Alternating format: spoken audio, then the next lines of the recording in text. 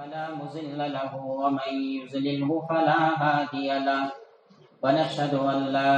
إله إلا الله وحده لا شريك له ونشهد أن سيدنا وسندنا وشفيعنا وحبيبنا ونبينا ومولانا محمدا عبده ورسوله أما بعد فأعوذ بالله من الشيطان الرجيم بسم الله الرحمن الرحيم يا أيها الذين آمنوا كلوا من طيبات ما رزقناكم واشكروا لله إن كنتم إياه تعبدون. وقال النبي صلى الله عليه وسلم طلب الحلال فريضة بعد الفرائض أو كما قال عليه الصلاة والسلام. صدق الله العظيم وصدق رسوله النبي الكريم ونحن على ذلك لمن الشاهدين والشاكرين والحمد لله رب العالمين. اللهم صل وسلم دائما أبدا على حبيبك خير الخلق كلهم أو كما قال عليه الصلاة والسلام. محترم سامعین کرام، عزیزان گرامی، نوجوانان ملت، گزشتہ جمعہ میں نے آپ حضرات کے سامنے کسب حلال کی اہمیت پر مختصراً عرض کیا تھا اور یہ بھی بتایا تھا کہ اللہ تبارک و تعالیٰ کی جانب سے حلال اور حرام طے شدہ ہے. جو چیز حلال ہے وہ تا قیامت حلال ہے اور جو حرام وہ تا قیامت تک حرام. اور کسی بشر کو، کسی انسان کو، یہاں تک کہ کسی نبی کو بھی اس بات کا اختیار نہیں کہ اللہ کے حلال کردہ چیز کو حرام قرار دے یا اللہ کے حرام کردہ چیز کو حلال قرار دے. اور پھر یہ بھی عرض کیا گیا تھا کہ حلال روزی کے لیے محنت کرنا، کوشش کرنا، جد و جہد کرنا اسلام میں صرف مستحسن نہیں بلکہ ایک مستقل فریضہ ہے. اسلام نے رہبانیت کو ہرگز اختیار نہیں کیا. میرے آقا صلی اللہ علیہ وسلم کا فرمان ہے لا رہبانیت فی الاسلام، اسلام میں رہبانیت والی کوئی چیز ہے ہی نہیں. تو انسان کو چاہیے کہ خاص طور پر حلال روزی کے لیے محنت کریں، کوششیں کریں، جد و جہد کریں. یہ اسلام اس کی اجازت نہیں بلکہ ایک مستقل حکم دیتا ہے. طلب الحلال فریضۃ بعد الفرائض، حلال روزی کا طلب کرنا ایک فریضے کے بعد اہم فریضہ ہے. اور دوسری جگہ اللہ کے نبی علیہ السلام نے ارشاد فرمایا الید العلیٰ خیر من الید السفلی، کہ اوپر کا ہاتھ نیچے کے ہاتھ سے بہتر ہے. اوپر کے ہاتھ کا مطلب عطا کرنا، دینا. یہ عطا کرنا اور دینا اسی وقت ہوگا جبکہ آدمی مال حاصل کیا ہو، مال کو جمع کیا ہو. اور اسلام کے اندر مال کا حاصل کرنا، مال کا جمع کرنا ممنوع نہیں ہے. ذرا سوچنے کی بات ہے کہ اگر مال کا حاصل کرنا، جمع کرنا ممنوع ہوتا تو پھر اسلام کے جو اہم ارکان جن پر پوری اسلام کی بنیاد ہے، جو 5 فرائض ہیں، ان میں سے 2 فریضوں کا تعلق مال سے ہی ہے. زکوٰۃ اسی وقت میں بندہ ادا کرے گا جبکہ اس کے پاس مال ہو، اور حج جیسا اہم فریضہ اسی وقت ادا کرے گا جبکہ اس کے پاس مال ہو. اگر مال کا حاصل کرنا، جمع کرنا ممنوع ہوتا تو پھر ان دونوں فریضوں کو کیسے ادا کیا جا سکتا؟ جبکہ زکوٰۃ بندے پر اس وقت تک فرض نہیں ہوتی جب تک کہ وہ صاحب نصاب نہ ہو، اور صاحب نصاب اس وقت شمار کیا جائے گا جبکہ اس کے پاس اس کی ملکیت میں کھانے پینے کے بعد 52.5 تولہ چاندی کی قیمت کے برابر مال جمع ہوا ہو اور زیادہ ہو. تب جا کر زکوٰۃ فرض ہوتی ہے اور تب جا کر وہ زکوٰۃ ادا کرے گا. اور آج کے حساب سے حج جیسا ایک اہم فریضہ اگر ادا کرنا چاہے تو جانے سے لے کر آنے تک اور وہاں رہنے کا سارا انتظام اور پھر جا کر آنے تک گھر والوں کی روزی روٹی کا سارا انتظام کرتا ہو تب اس پر حج فرض ہوتا ہے۔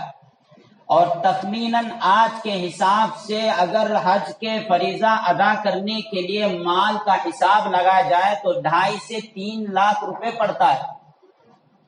تو تب جا کر یہ فریضہ ادا کرے گا۔ تو اسلام مال کے حاصل کرنے اور جمع کرنے سے منع نہیں کرتا، بلکہ پورا یہ حکم دیتا ہے کہ اچھے سے اچھے طریقے پر پوری کوشش، پوری لگن، پوری جد و جہد، پوری محنت کر کر مال کو حاصل کیا جائے، مال کو جمایا جائے، مال کو کمایا جائے۔ اور ہاتھ پر ہاتھ دھرے بیٹھ جانا اور کام سے، مزدوری سے، تجارت سے جی چرانا، بالکل اسلام اس چیز کو ناپسند کرتا ہے۔ حضرت شقیق بلخی رحمت اللہ علیہ بہت بڑے اولیاء اللہ میں سے ان کا شمار ہوتا ہے۔ تو حضرت شقیق بلخی رحمت اللہ علیہ ایک مرتبہ تجارت کی نیت سے سفر کا ارادہ کیا اور ایک قافلے کے ساتھ مل گئے، اور پچھلے زمانے میں جب بھی تجارت کو جاتے تو قافلے کے ساتھ جاتے اور 2-2.5 مہینہ صرف ہو جاتا تھا اور مکمل تجارت کر کر اس کے بعد واپس آتے تھے۔ تو حضرت شقیق بلخی رحمت اللہ علیہ تجارت کی نیت سے قافلے میں مل گئے اور سفر کے دوران ایک جگہ پر جنگل میں پڑاؤ کیا۔ تو حضرت شقیق بلخی رحمت اللہ علیہ ایک درخت کے نیچے لیٹے ہوئے، اچانک نظر درخت کی ایک شاخ پر، ایک ٹہنی پر پڑی تو پرندوں کا ایک گھونسلہ تھا، اور گھونسلے پر جیسے ہی نظر پڑی تو ایک پرندہ ہے جو پیر سے معذور اور آنکھ سے بھی معذور ہے۔ تو حضرت شقیق بلخی رحمت اللہ علیہ سوچ میں پڑ گئے کہ ایک معذور پرندہ جسے نہ دیکھنے کی طاقت نہ اڑنے کی طاقت، لیکن اس کی روزی روٹی کا مسئلہ وہ بھی جنگل میں کیسے اللہ انتظام کر رہے ہیں، اسی سوچ میں پڑ گئے۔ تو اچانک کچھ پرندے اپنی چونچ کے اندر پانی کے قطرے اور دانے لے کر آئے اور اس کے سامنے ڈالے، اور پھر وہ سیراب ہوا، وہ کھاتا گیا، اور پھر دوسرے پرندے اڑ کر چلے گئے۔ تو حضرت شقیق بلخی رحمت اللہ علیہ کے دل و دماغ کے اندر اسی وقت یہ بات بیٹھ گئی کہ جب ایک پرندہ چھوٹا سا اور اللہ تبارک و تعالیٰ کی ادنا سا مخلوق کا اللہ تعالیٰ جنگل کے اندر اس کے دو روزی کا، اس کے دانے کا اس طرح انتظام کر رہے ہیں، میں تو اشرف المخلوقات ہوں اور انسان کو اللہ نے اپنا نائب اور خلیفہ بنایا ہے، تو جائے کہ مجھے بھوکا اور پیاسا رکھے۔ چنانچہ اسی دل و دماغ کے اندر بات کٹا رہی تھی، اسی کو لے کر آگے بڑھے، اور سفر تجارت کا جو 2-2.5 مہینہ کرنا تھا صرف 8-10 دن کے اندر واپسی کا ارادہ کر کر واپس آنے لگے۔ اتنے میں درمیان میں حضرت ابراہیم بن ادم رحمت اللہ علیہ سے ملاقات ہوئی۔ حضرت ابراہیم بن ادم رحمت اللہ علیہ نے پوچھا، شقیق تم نے تو تجارت کی نیت سے سفر کر گئے تھے، 8 دن کے اندر واپس آ گئے، کیا بات ہے؟ تو حضرت شقیق بلخی رحمت اللہ علیہ نے اپنے ساتھ جو واقعہ ہوا تھا پورا سنائے اور کہا کہ میں نے اللہ کی ذات پر بھروسہ کر کر آ گیا ہوں، جب اللہ کمزور پرندے کو دانے کا، روزی کا، اس کا انتظام کر رہے ہیں تو مجھ جیسے انسان کا کیسے انتظام نہیں کریں گے؟ چنانچہ حضرت ابراہیم بن ادم رحمت اللہ علیہ نے کیا بہترین جواب دیا۔ ابراہیم بن ادم رحمت اللہ علیہ نے کہا کہ شقیق تم نے ایسا کیوں تصور کیا کہ اپنے آپ کو اس معذور پرندے کی طرح کہ دوسرے لوگ آ کر اس پرندے کا انتظام کر دے، دوسرے لوگ آ کر آپ کا انتظام کر دے، اور تم نے کیوں ایسا تصور نہ کیا اور کیوں اپنے آپ کو ایسا مضبوط اور قوت والا نہ بنایا جو دیگر پرندوں کی طرح کہ خود اپنے آپ کی روزی روٹی کا بھی مسئلہ حل کر رہے ہیں اور ساتھ ساتھ اپنے ماتحت کمزور پرندوں کی بھی روزی روٹی کا مسئلہ حل کر رہے ہیں۔ تو اس سے پتا چلتا ہے کہ ہاتھ پر ہاتھ دھرے بیٹھ جانا اور کام سے، مزدوری سے، تجارت سے جی چرانا ہرگز پسندیدہ اسلام نہیں کرتا، بلکہ اسلام تو اس بات کا حکم دیتا ہے کہ حلال روزی کے لیے کوشش کرنا، جد و جہد کرنا، محنت کرنا، بالکل جیسا نماز فریضہ ہے اسی طرح ایک مستقل یہ بھی فریضہ ہے۔ اور جب تک جسم کے اندر طاقت ہے اور جب تک ہاتھ پیر کے اندر طاقت ہے اور اعضاء کے اندر طاقت ہے اس وقت تک پوری لگن، پوری محنت، پوری جد و جہد کے ساتھ کوشش کرے اور پھر حلال روزی کو حاصل کرنے اور جمع کرنے کی پوری بھرپور محنت کرے۔ ہاں البتہ ضرور اتنا خیال رکھنا چاہیے کہ ہر طریقہ حلال نہیں ہوتا اور ہر مال بھی حلال نہیں ہوتا، بلکہ اس کے لیے دیکھنا یہ کہ جو بھی کوئی کام یا تجارت یا کوئی ہمارے سامنے آ گیا تو سب سے پہلے یہ سوچنا ہے کہ یہ طریقہ اسلام اور شریعت سے میل کھاتا ہے یا نہیں، اسلام اور شریعت کے خلاف ہے یا اس کے موافق ہے، اور سوچے کہ اگر موافق ہے اور اسلام اور شریعت اس کی اجازت دیتا ہے تو فوراً وہ کام کر گزرے، اور اگر سوچیں کہ اسلام اور شریعت اس کی اجازت نہیں دیتا بلکہ اس سے روکتا ہے تو فوراً اس سے رک جائے، اگرچہ کہ اس مال کے ذریعے سے، اس کام کے ذریعے سے آمدنی زیادہ دکھائی دیتی ہو، اگرچہ کہ اس کام کے ذریعے سے مال میں کثرت دکھائی دیتی ہو، لیکن جو مال اگر طریقے شریعت کے خلاف ہو اور وہ مال اسلام اور شریعت کے خلاف ہو یعنی ناجائز اور حرام ہو، اگرچہ کہ ہمارے دل کو بھا لے اور کتنا ہی کثرت سے نظر آ جائے، لیکن ایک ذرہ برابر بھی اگر حرام شامل ہو گیا تو فوراً اللہ تعالیٰ اس مال سے برکت کو سلب کر لیتے ہیں، اللہ تعالیٰ اس روزی سے برکت کو چھین لیتے ہیں، اگرچہ کہ مال کثرت سے دکھائی دے رہا ہو لیکن برکت اس مال کے اندر ہرگز نہیں ہوتی۔ اور آج آپ دیکھیے کہ معاشرے کے اندر ایک دن میں 100 روپے کمانے والا بھی پریشان ہے، اور اس سے زیادہ 1000 روپے کمانے والا اس سے زیادہ پریشان ہے، اور 10,000 کمانے والا اس سے زیادہ پریشان ہے، اور اسی طرح لاکھوں اور کروڑوں پتی جتنا مال کماتا جا رہا ہے اتنا پریشان نظر آ رہا ہے۔ کیوں؟ وجہ کیا ہے؟ اس لیے کہ طریقہ نہیں دیکھا، یا طریقہ دیکھا ہے تو مال کیسے آ رہا اور کہاں سے آ رہا یہ نہیں دیکھا، ہر آئے جیسے آئے مال جمع کرنا، حاصل کرنا، اس کے پیچھے لگا ہے، تو اس کی بنیاد پر اللہ نے اس مال کے اندر سے برکت کو سلب کر لیا، چھین لیا، اور اس حدیث کے مصداق ہو گئے جس کو میرا آقا مدنی کریم صلی اللہ علیہ وسلم نے ارشاد فرمایا، اگر تم سمجھو کہ قیامت کے قریب میری امت پر ایک زمانہ ایسا آئے گا کہ ہر ایک جیسا اور جہاں سے آئے مال فوراً اسے حاصل کرنا، جمع کرنے کی پوری کوشش کرے گا، یہ نہیں سوچے گا، یہ نہیں دیکھے گا کہ یہ مال کیسا ہے، جائز ہے یا ناجائز ہے، حلال ہے یا حرام ہے، ہر آئے جیسا آئے بغیر تمیز کے جمع کرنے کے پیچھے لگا ہے، تو تم سمجھ جاؤ کہ قرب قیامت کی علامتوں میں سے ایک علامت ہے، قیامت قریب آ چکی ہے۔ تو مال کی کثرت اگرچہ کہ دل کو بھا لیتی ہے تو لیکن اللہ تعالیٰ اس مال کے اندر سے برکت کو چھین لیتے ہیں اور سلب کر لیتے ہیں۔ آپ دیکھیے کہ ہزاروں اور لاکھوں پتی پھر بھی کھڑا ہے اور مال جمع ہے لیکن پھر بھی پریشان ہے، کیوں؟ اس لیے کہ مال کے اندر سے اللہ نے برکت کو چھین لیا، اور برکت ہماری نظروں کے اندر برکت ہم اس چیز کو تصور کرتے ہیں اور سمجھتے ہیں کہ مال زیادہ دکھائی دے، بلکہ برکت اس چیز کا نام نہیں ہے، برکت اس چیز کا نام ہے مال کم ہو لیکن ضروریات پوری ہو جائیں، اسے برکت کہتے ہیں، اور مال زیادہ دکھائی دے رہا ہے لیکن ضروریات پورے نہیں ہو رہے تو اس کے اندر برکت نہیں۔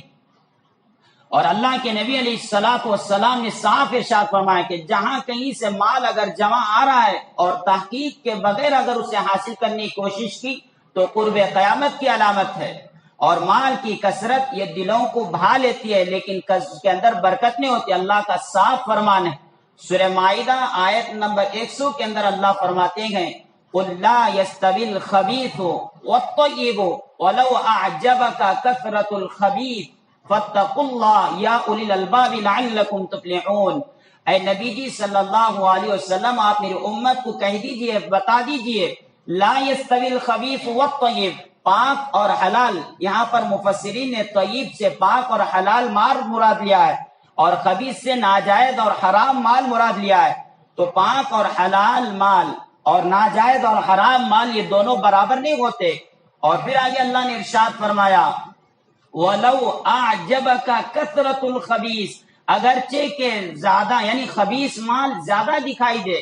اگرچہ کہ خبیث مال دل کو بہا جائے، آنکھوں میں سما جائے، زیادہ اور کثرت دکھائی دے رہا ہو، پھر بھی وہ دونوں برابر نہیں ہوتے، اللہ تعالیٰ فوراً برکت کو چھین لیتے ہیں۔ اور آگے اللہ نے ارشاد فرمایا، فَاتَّقُوا اللَّهَ، اے ایمان والو اللہ سے ڈرو، یا اولی الالباب لعلکم تفلحون، عقل مند لوگ اس سے احتیاط کرتے ہیں، اور عقل مند لوگ یہ سمجھ جاتے ہیں کہ یہ مال کے اندر برکت نہیں، اور ہرچے آئے جیسا ہے جمع کرنا یہ عقل مندوں کی علامت نہیں اور نشانی بھی نہیں۔ تو اسی لیے اللہ نے صاف فرمایا کہ حلال اور حرام یہ دونوں کے دونوں ہرگز برابر نہیں ہو سکتے۔ تو حضرت ابراہیم بن ادم رحمت اللہ علیہ نے فرمایا کہ اے شقیق، تمہارے جسم کے اندر جب تک طاقت اور قوت ہے تم اپنے آپ کو یہ تصور کرو یا خیال کرو کہ میں اپنی ضروریات کو بھی پورا کروں گا اور ساتھ ساتھ اپنے ماتحت جتنے ہیں ان کے بھی ضروریات کو پورے کروں گا۔ تو برکت میں نے عرض کر رہا تھا کہ برکت تھوڑا سا مال ہے، اللہ تعالیٰ اس کی ساری ضروریات کو پورا کر دیں گے۔ تو دیوبند کے اندر ایک بزرگ گزرے جن کا نام ہے حضرت شاہ جی عبداللہ رحمت اللہ علیہ، بزرگ تھے، صاحب نسبت تھے، اور اللہ تعالیٰ نے بڑا زبردست ملکہ دیا تھا، حالانکہ نہ حافظ نہ عالم، لیکن صاحب نسبت تھے اور اللہ والوں سے تعلق تھا۔ تو حضرت شاہ جی رحمت اللہ علیہ کا معمول تھا کہ روزانہ ان کا جو تجارت کا نا، یعنی روزانہ جنگل میں جانا اور چارے کی گٹری بنانا اور لا کر اسے بیچنا، یہ حضرت شاہ جی رحمت اللہ علیہ کا معمول تھا۔ تو روزانہ فجر کی نماز کے بعد، اور نماز کا معمول تھے اور پابند تھے نماز کے، روزانہ فجر کی نماز کے بعد اتنا اہتمام تھا کہ کبھی نماز ناگا نہیں ہوئی۔ اور آج دیکھیے کہ کمانے کے سلسلے میں ہماری نمازیں تک چھوٹ جا رہے ہیں اور ہمارے فرائض تک چھوٹ جا رہے ہیں، یہاں تک کہ فرائض کا نام و نشان تک مٹ چکا ہے۔ لوگ سوال کرتے ہیں، مسئلہ پوچھتے ہیں کہ حضرت بتائیے کہ جب کوئی کام ہمیں جواب ملا ہے اور اس جواب میں ایسا ہے کہ ہمیں نماز کے لیے فرصت نہیں ملتی، نماز کے لیے وقت نہیں ملتا، تو کیا کیا جائے؟ تو مسئلہ یہ ہے کہ دیکھیں کہ سب سے پہلا وہ جواب، چاہے کتنا بھی اہم کام ہو اور کتنا ہی اہم جواب ہو، اگر دیکھیں کہ اس جواب میں شریک ہوتے ہوئے جماعت کے ساتھ نماز مل رہی یا نہیں مل رہی، جماعت کے ساتھ نہیں مل رہی تو کوئی بات نہیں، شریعت اسلام اس کی اجازت دیتی ہے کہ وقت کے اندر تو نماز پڑھے، اگر جماعت چھوٹ رہی ہے تو ٹھیک ہے لیکن وقت قضا نہ ہونے پائے۔ دیکھیں کہ جواب میں جا رہے ہیں اور اتنا تو وقت مل رہا ہے کہ کم سے کم جماعت نہ ملی تو صحیح لیکن وقت کے اندر فرض کو ادا کیا جا رہا ہے تو وہ کام کر گزرے۔ لیکن کوئی اگر ایسا جواب ہو کہ وقت پر ادا کرنے کے لیے ٹائم بھی نہیں مل رہا ہے تو پھر اس جواب کی کوئی اہمیت نہیں ہے۔ یہی ارشاد ہے اور یہی اس کا فرمان ہے میرے آقا علیہ الصلوۃ والسلام کا، طلب الحلال فریضۃ بعد الفرائض، حلال روزی کا طلب کرنا ایک دم فوراً فرض نہیں ہے بلکہ کچھ فرائض ہیں، نماز ہے، زکوٰۃ ہے، حج ہے، روزے ہیں، یہ تمام اہم فرائض ہیں، ان فرائض کے بعد حلال روزی کا طلب کرنا ایک مستقل فریضہ ہے۔ اسی لیے حضرت عبداللہ بن مبارک رحمت اللہ علیہ کا، اللہ اکبر، ان کے زمانے کا ایک واقعہ لکھا ہے جسے سن کر رونگٹے کھڑے ہو جاتے ہیں۔ حضرت عبداللہ بن مبارک رحمت اللہ علیہ بہت بڑے صاحب نسبت، عالم دین اور محدث تھے، اور جن کا درس پر لاکھوں لوگ آ کر جن سے فیض یاب ہوتے تھے۔ تو حضرت عبداللہ بن مبارک رحمت اللہ علیہ کا انتقال ہوا تو کچھ قریبی رشتہ دار نے انہیں خواب میں دیکھا اور کہا کہ عبداللہ کیا گزرا اور اللہ کے یہاں کیسے حضوری ہوئی؟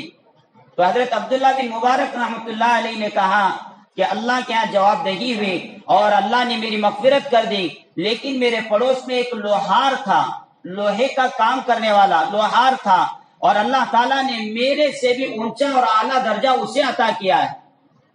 تو حضرت عبداللہ بن مبارک رحمت اللہ علیہ نے جیسے ہی پڑوسی سے کہا تو پڑوسی تحقیق میں لگ گیا اور جا کر دیکھا تو ایک لوہار تھا، اور تو اس کے گھر والوں سے معلوم کیا اور پوچھا کہ اس کے کام کیا ہیں، اس کے کیا وہ اعمال ہیں جس کی بنیاد پر اللہ نے یہ مقام اور مرتبہ اسے عطا کیا ہے۔ تو لوہار کے گھر والوں نے کہا کہ بس اس کے دو کام تھے، ویسے تو کوئی کام یہ نہیں کرتا تھا، بس دو کام اس کے اندر تھے۔ وہ دو کام، ایک کام سب سے پہلا یہ تھا کہ جب بھی یہ رات میں کام کر تھک جاتا تھا، رات میں جب کھانا کھا کر لیٹنے پر آتا تو لیٹنے سے پہلے دیکھتا کہ عبداللہ بن مبارک رحمت اللہ علیہ اپنی چھت پر تہجد کی نماز میں مشغول ہیں، تو آس بھری نظر سے دیکھتا تھا، اے اللہ میں اپنے اہل و عیال اور بچوں کی اور بیوی کی ذمہ داری کو ادا کرتے کرتے تھک چکا ہوں اور میرا جسم پورا چور چور ہو چکا ہے۔ اللہ اتنی بھی میرے اندر طاقت نہیں ہے کہ میرے تیرے دربار میں کھڑے ہو کر کچھ رکعتیں پڑھ کر تجھ سے مانگ سکوں۔ اللہ پوری طاقت میری سلب ہو چکی ہے، اور اگر میری طاقت ہوتی عبداللہ بن مبارک جیسے میں بھی فارغ ہوتا تو ان کے جیسا میں بھی کھڑا ہو کر رات بھر عبادات میں مناجات میں مشغول ہو جاتا تھا۔ تو ایک عمل یہ تھا کہ نیت ان کی تھی کہ اگر فارغ ہوتے تو اس جیسا کام یہ بھی کر گزرتے تھے۔ اور پھر کہا کہ دوسرا کام ان کا یہ تھا کہ لوہے کو جو زنگ لگا ہے اسے آگ میں تپاتے تھے، اور پھر اس کے بعد اوپر لا کر ہتھوڑی کے ذریعے سے کوٹتے تھے، اور کوٹنے کے دوران کوٹتے کوٹتے کام کرتے ہوئے ہتھوڑی اٹھائے، اور اسی دوران اللہ اکبر کی آواز کانوں میں پڑی، اور جیسے ہی آواز اللہ اکبر کی اذان کی آواز کانوں میں پڑتی تو اٹھایا ہوا ہتھوڑا اس پر نہیں مارتے تھے کہ چلو اب اٹھایا ہوں کام تو کر گزرو، نہیں، کام تو کرنا دور کی بات، بلکہ جو ہتھوڑا اٹھائے تھے اتنی بھی جرت اور ہمت نہیں تھی کہ اس ہتھوڑے کو مار کر نماز کے لیے جائے، فوراً اسی وقت ہتھوڑے کو نیچے پھینک دیتے تھے اور فوراً نماز مسجد کی طرف رخ کر کر نماز ادا کرتے تھے۔ اتنا اہتمام تھا نماز کا۔ یہی وجہ ہے، ان دو عمل کی وجہ سے اللہ تعالیٰ نے عبداللہ بن مبارک سے بھی اونچا درجہ عطا کیا ہے۔ تو الغرض جہاں بھی جو بھی جواب، چاہے تجارت ہو، چاہے جواب ہو، چاہے ملازمت ہو، چاہے جو بھی کاروبار ہو، سب سے پہلے فرائض کو ادا کریں گے، پھر اس کے بعد وہ فریضہ ادا کرنا پڑے گا، اگرچہ کہ کتنا ہی آدمی اپنے آپ کو مشغول رکھے۔ تو الغرض حضرت شاہ جی عبداللہ رحمت اللہ علیہ روزانہ فجر کی نماز پابندی سے ادا کرتے تھے، اور ادا کرنے کے بعد جنگل کی طرف جاتے اور قدرتی گھاس جو اٹھا ہوا ہوتا تھا اسے کاٹ کر گٹری بنا کر لاتے اور بازار کے اندر فروخت کرتے تھے، 4 آنے پر، نہ 4 آنے سے کم نہ 4 آنے سے زیادہ۔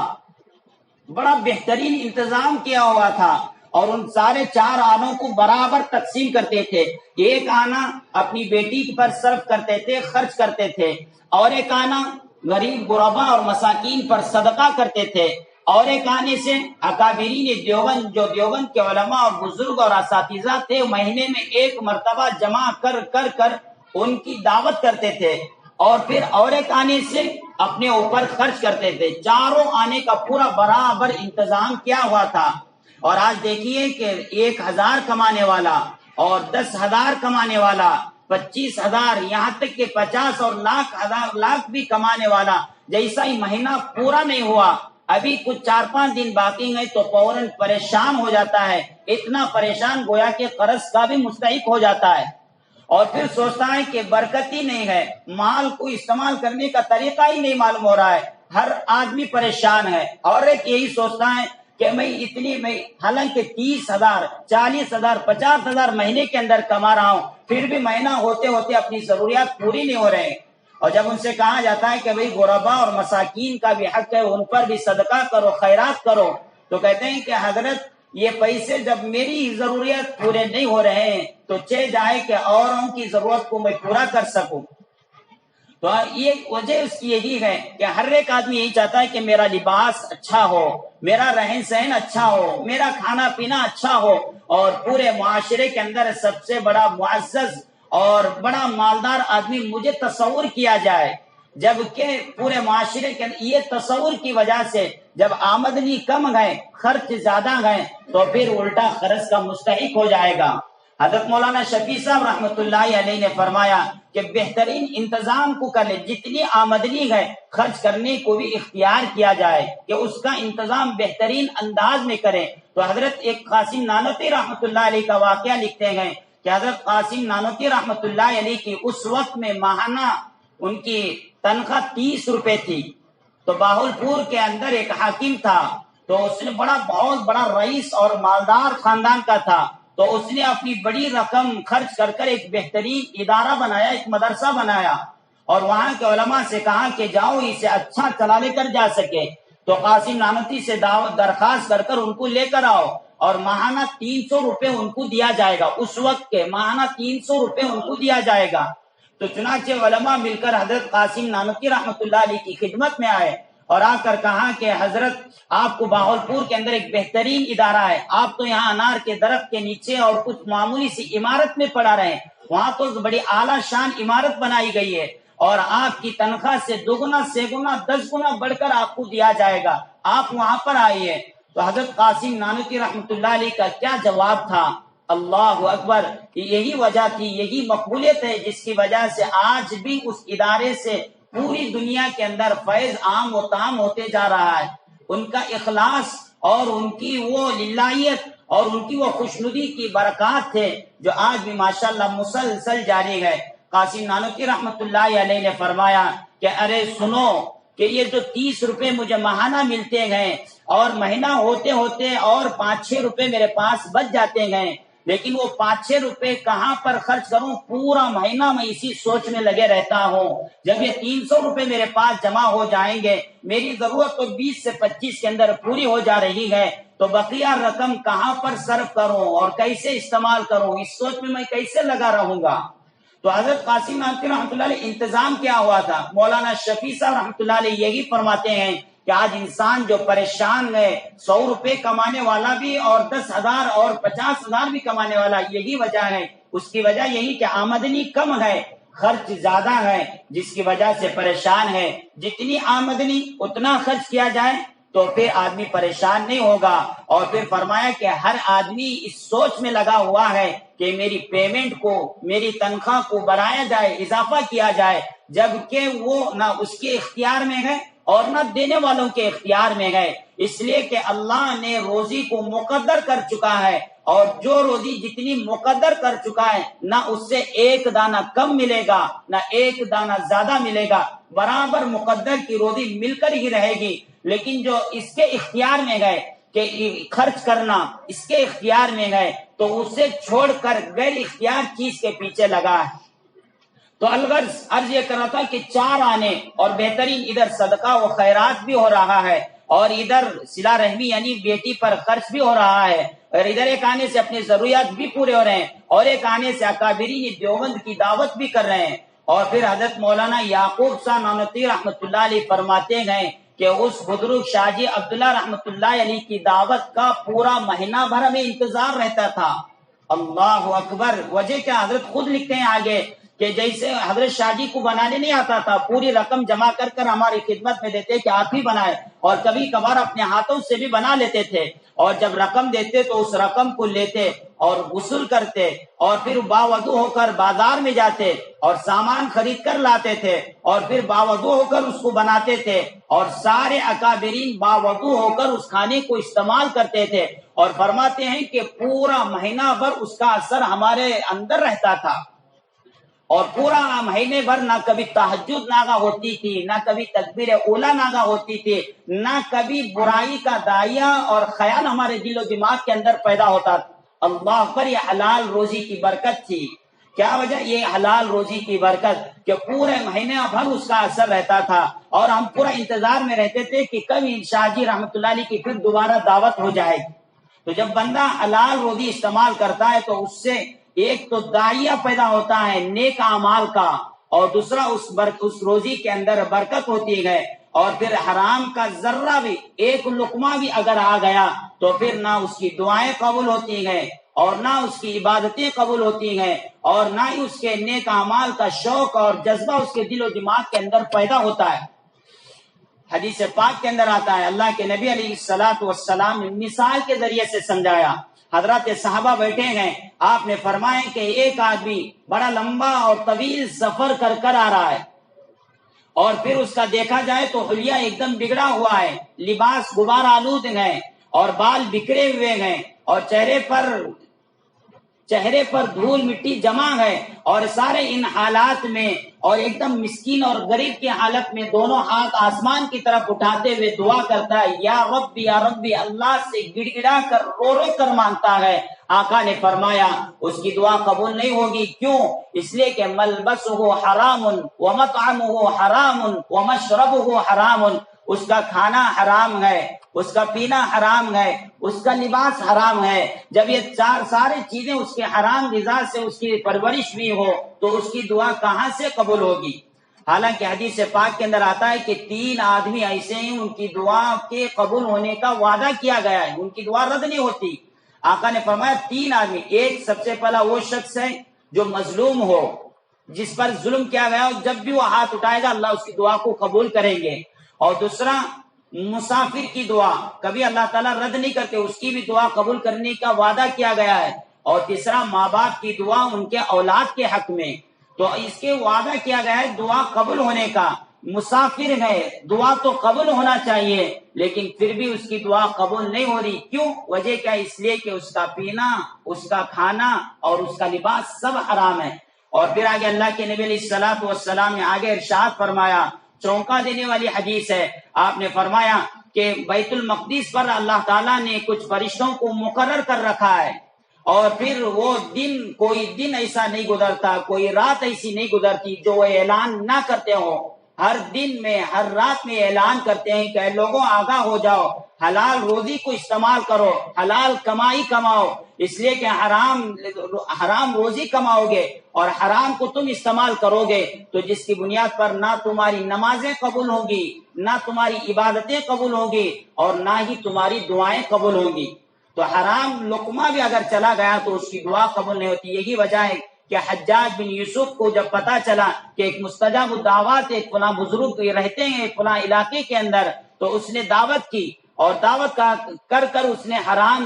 روزی کو اور حرام کھانے کو اس نے کھلایا، اور پھر اپنے وزیروں سے کہا کہ تم خوش ہو جاؤ، کسی کی بددعا مجھ پر اب اثر نہیں کرے گی۔ اللہ کے نبی علیہ السلام نے ارشاد فرمایا، جس پیٹ کے اندر ایک لقمہ بھی حرام کا چلا جائے تو 40 دن کی مقبول عبادتیں اس کی قبول نہیں ہوتی۔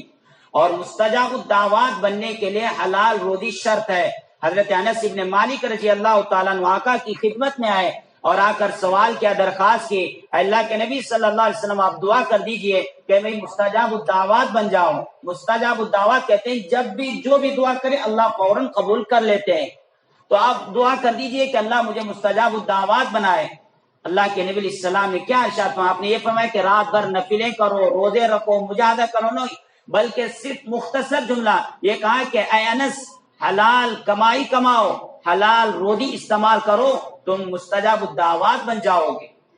کتنا مختصر عمل ہے، تو اس لیے حلال روزی کا خاص خیال کیا جائے۔ بڑی کثرت سے وعیدات آئے، بے شمار وعیدات ہیں جو حرام روزی کے استعمال کرنے کے سلسلے میں۔ مختصر یہ کہ ہم نے یہ سمجھا ہے کہ سود اور رشوت یہ فلاں چیزیں حرام ہیں، اس کے علاوہ حرام نہیں، بلکہ بہت ساری چیزیں ہیں، یہاں تک کہ پاکیزہ اور اچھی تجارت ہو اس کے اندر بھی حرام شامل ہو سکتا ہے۔ مال کے عیب کو چھپا کر بیچا جا رہا ہے، یا تولنے کے اندر کمی کی جا رہی ہے، یا جھوٹ بول کر وہاں تجارت کی جا رہی ہے، تو یہ سارے ایسے چیزیں جس کی وجہ سے مال حرام ہو جاتا ہے، ناجائز ہو جاتا ہے، تو ان ساری چیزوں سے بچنے کی ضرورت ہے۔ تو جیسے گزشتہ جمعہ بھی کہا تھا کہ ہم تو محنت کرتے ہیں حلال کمائی کے لیے، لیکن جب کمائی حاصل ہو جاتی ہے تو غلط جگہ پر اور ناجائز طریقے پر اسے صرف کرتے ہیں۔ انہی میں سے اب جو میچیں چل رہی ہیں IPL وغیرہ، اور جتنے موبائل کے اندر بھی بہت سارے ایپس آ گئے ہیں جس کے اندر جو ہے شرط رکھ کر جو ہے پیسے کو ہم گوا دیتے ہیں، حالانکہ سب کا سب ناجائز ہے، حرام ہے۔ بڑی سخت وعید ہے سورہ مائدہ کے اندر، اور اسی طرح چھٹے پارے کے دوسرے صفحے میں اللہ تعالیٰ نے بڑا رجز من الشیطان کہا ہے، یعنی شیطانی اعمال میں سے یہ چیزیں ہیں کہ جو شرط کے ذریعے سے یا جوئے کے ذریعے سے یا رکھ کر، یا اسی طرح بہت سارے ایپ ہیں، ان ایپ کے اندر اپنے رقم لگانا، خرچ کرنا، گویا کہ پورا کا پورا ناجائز اور حرام ہے۔ ایک شبہ بھی اگر اس کے اندر شامل ہو گیا تو گویا کہ جسم کے اندر کی روحانیت ہی ختم ہو جاتی ہے۔ مولانا اشرف علی صاحب تھانوی رحمۃ اللہ علیہ نے لکھا کہ جو بندہ حرام مال استعمال کرے گا، سب سے پہلا دل کی نورانیت ختم ہو جائے گی، اور دوسرا داعیہ جو نیک اعمال کا پیدا ہوتا ہے وہ بھی ختم ہو جائے گا۔ یہی وجہ ہے کہ موقع ہے، وقت ہے، سب ہے، نماز پڑھ سکتے ہیں، لیکن آگے سے چلے جائیں گے، داعیہ ہی ختم ہو جائے گا۔ اور پھر تیسرا دین تو ایک تو اس کی دنیا تو برباد ہو رہی ہے، لیکن آخرت بھی اس کی برباد ہو جائے گی۔ بہت سارے نقصانات ہیں، اس لیے احتیاط کرنے کی ضرورت ہے کہ حلال روزی کمائیں اور پھر حلال جگہ پر اسے استعمال کریں۔ اس سے دل کے اندر ہم نہ چاہیں تب بھی دل کے اندر داعیہ پیدا ہوگا نیک اعمال کا، اور نیک صالح اعمال کا، عبادتوں کا ذوق اور شوق دل کے اندر پیدا ہوگا۔ آخر میں 2 وظیفے جو مولانا پیر صاحب ذوالفقار رحمۃ اللہ دامت برکاتہم نے اپنی کتاب کے اندر لکھا ہے کہ آدمی آج ہر ایک پریشان ہے. کوئی گھریلو زندگی کے اعتبار سے پریشان ہے، چاہے بیوی کا مسئلہ ہو، چاہے بچوں کا مسئلہ ہو، چاہے اولاد کا مسئلہ ہو، چاہے جو بھی مسئلہ ہو، ہر ایک پریشان ہے. تو اگر اس کی میاں بیوی کی زندگی چاہے رشتہ نہ کیا ہو یا کیا ہو، یا اولاد ہو یا نہ ہو، ہر دو سلسلے میں معاشرت کی یعنی اپنی گھریلو زندگی اگر صحیح معنوں میں اس کی عافیت کے ساتھ گزرنا ہے تو یہ وظیفہ کثرت سے کریں کہ ہر نماز میں، چاہے وہ فرض نماز